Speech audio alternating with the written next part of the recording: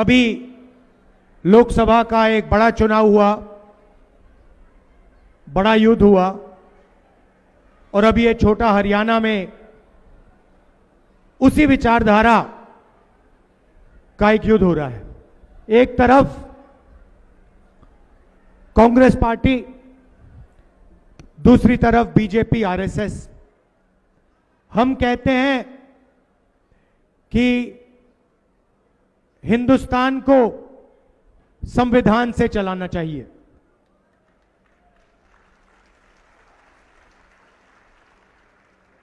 हम कहते हैं कि आजादी की लड़ाई का फल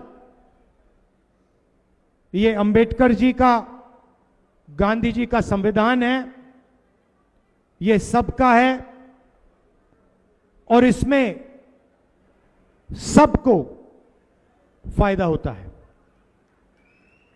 जब हम देश के बारे में सोचते हैं, विकास के बारे में सोचते हैं, प्रगति के बारे में, संस्थाओं के बारे में, सेना के बारे में, ब्यूरोक्रेसी के बारे में,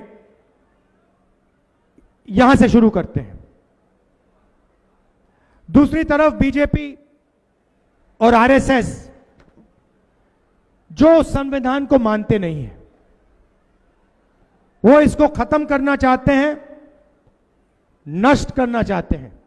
देखिए, ऐसे भाषण में वो आपको कभी ये बात बोल नहीं सकते हैं, क्योंकि वो जानते हैं कि देश को संविधान के साथ, देश का संविधान के साथ बहुत गहरा रिश्ता है।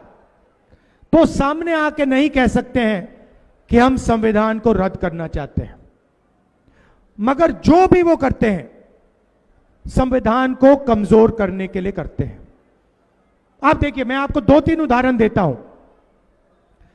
जब कांग्रेस की सरकार होती है, हम मीडिया पर दबाव नहीं डालते। हम चाहते हैं कि मीडिया इंडिपेंडेंट रहे और मीडिया सच्चाई बोले। बीजेपी मीडिया पे दबाव डालते हैं, प्रेशर डालते हैं, मीडिया के लोगों को डराते हैं, संविधान पर आक्रमण करते हैं। संस्थाओं को देखिए, कांग्रेस की सरकार होती है, इलेक्शन कमीशन, एजेंसीज, इन सब में हम इंडिपेंडेंस चाहते हैं। हम चाहते हैं कि ये देश की एजेंसीज हों, देश की संस्थाएं हों, किसी एक पार्टी की संस्थाएं, किसी एक व्यक्ति की संस्थाएं ना हो। और जहां भी आप देखोगे, एजेंसीज में आरएसएस अपने लोग डालते हैं, बीजेपी अपने लोग डालते हैं। यहां पुनिया जी खड़े हुए हैं, जिंदगी भर इन्होंने मेहनत की, और आपने देखा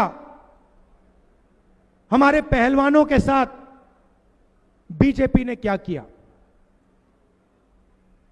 देश के सामने बिना डरे उनका एक मेंबर बलात्कार कर रहा है, सेक्सुअल हरासमेंट कर रहा है, उनको कुछ लेना देना नहीं।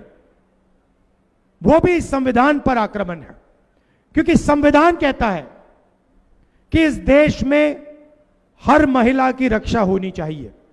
और जब नरेंद्र मोदी जी चुप रहते हैं, जब मणिपुर जलता है और नरेंद्र मोदी कुछ नहीं कहते,